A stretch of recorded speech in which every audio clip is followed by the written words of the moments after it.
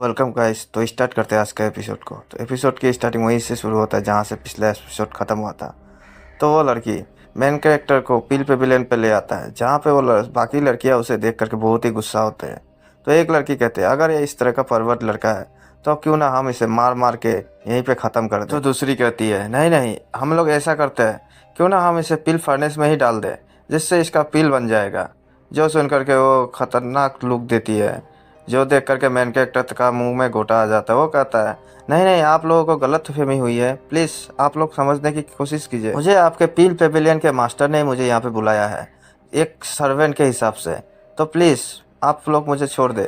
तभी वो दूसरी लड़कियाँ कहती है कि क्यों ना हम लोग इसे कमरे में बंद कर दे, ताकि जब पेविलियन मास्टर आएगा तो इस देख लेगा। तभी मेन कैरेक्टर को पकड़ कर घसीटते हुए उसको कमरे में ले जाया जाता है, जहाँ पर मेन कैरेक्टर चिल्लाते हुए कहता है, प्लीज़ मुझे छोड़ दो।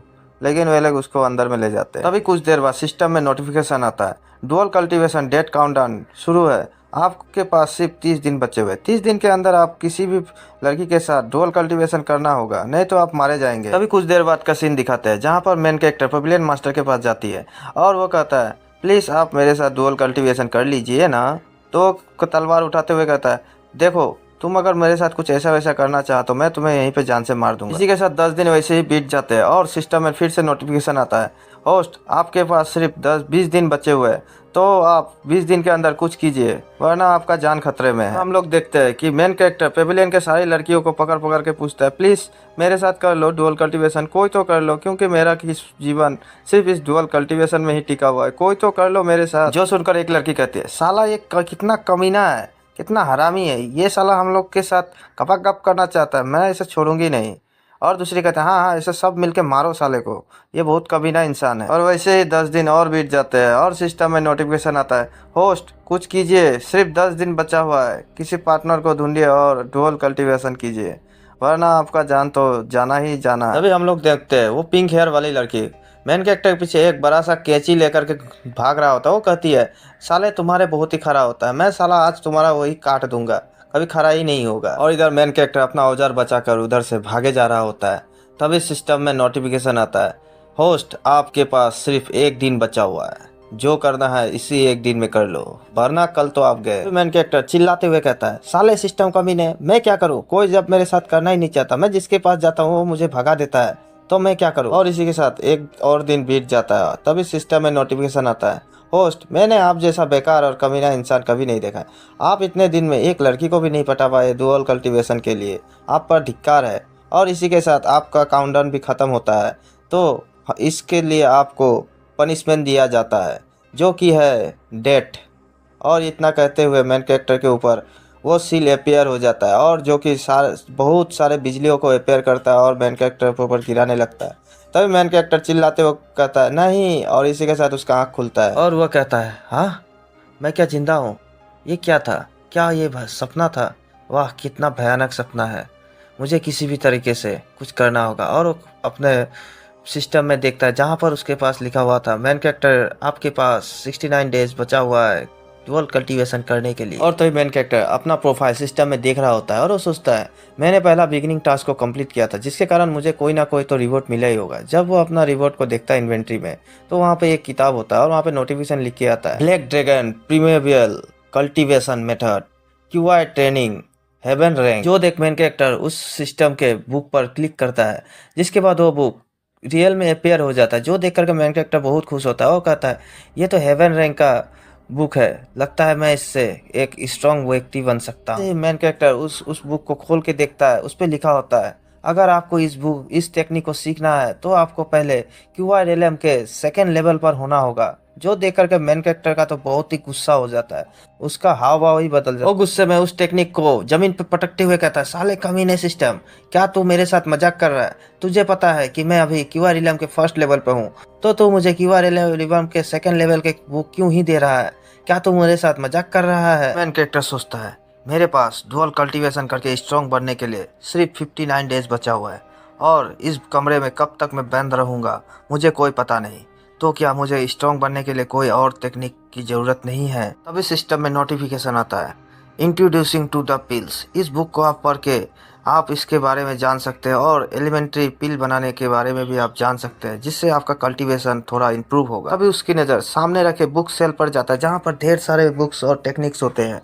वो देख करके वो सोचता है, इसमें इंट्रोड्यूसिंग टू द पिल्स को मुझे ढूंढना है और उसे रीड करना है, जिससे मुझे कल्टीवेशन में इम्प्रूवमेंट मिलेगा। और वो किताब को ढूंढते हुए उसे वो किताब मिल जाता है, और जैसे ही वो उस बुक को पढ़ता है तो वो कहता है, अरे यार, इसी सिचुएशन में इस पिल के बारे में पढ़ना एकदम से बेकार है। तभी वो शॉक्ड हो जाता है और उसे कुछ याद आता है, और वो पहले चैप्टर में आई हुई लड़की के बारे में सोचता है, और वो सोचता है कि कहीं वो लड़की किसी ऐसे पिल के खा करके जिसके कारण वो मेरे साथ ऐसे करने के लिए मजबूर तो नहीं हुई। तो ये सब सोचते हुए शर्माने लगता है, और वो उस अपने बुक को देखते हुए सोचता है, कहीं इसमें ऐसी कोई पिल की बारी जानकारी हो तो ये तो कमाल हो जाएगा। और वो उस पर ध्यान से पढ़ने लगता है। तभी सिस्टम में नोटिफिकेशन आता है, होस्ट आप सही इस जगह जा रहे हैं, आप इसे करने से आपका कल्टीवेशन को इम्प्रूवमेंट मिलेगा, तो क्यों ना हम भी आपका मदद करें। और इतना कहते हुए बुक के सारे नॉलेज को सिस्टम मैन कैरेक्टर के दिमाग में देने लगता है, जिसके कारण बुक में ग्लो होने लगता है और लाइटिंग होने लगता है। तो मैन कैरेक्टर का भी वहाँ पे जाके बैठ जाता है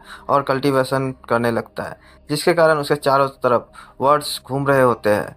तभी सिस्टम में नोटिफिकेशन आता है, stage 1 level up, skill 2 level up, skill 3 level up. इसी तरीके से उसका लेवल अप होने लगता है। इसी के साथ सीन शिफ्ट होता है 10 दिन बाद का, जहाँ पर वो पेविलियन मास्टर आ चुकी होती है अपने पेविलियन हॉल पे, जहाँ पर वो बहुत ही थकी होती है। तभी वो पिंक हेयर वाली लड़की आकर के उसके गले लग जाती है और कहते हैं, मास्टर आप आ गए, आपको पता नहीं कि हम लोगों ने कितना तकलीफ झेली है इतने दिन में। आपने जो काम देके गया था इसके लिए हमें कितना वर्डन हुआ है। और वो जो 3 नंबर वाला फर्नेस था वो भी अचानक से अपने आप फट गई। तभी ये सब बातें सुनकर पेविलियन मास्टर कहती है, हाँ हाँ मुझे पता है तुम लोगों ने कितना काम किया है। तभी वो लड़की शॉक्ड होते हुए कहती है, मास्टर हमने 10 दिन पहले एक फॉरवर्ड इंसान को पकड़ा है, जिसे हमने पेविलियन में बंद करके रखा है। जो सुनकर के वो मास्टर सोचते, क्या फॉरवर्ड इंसान?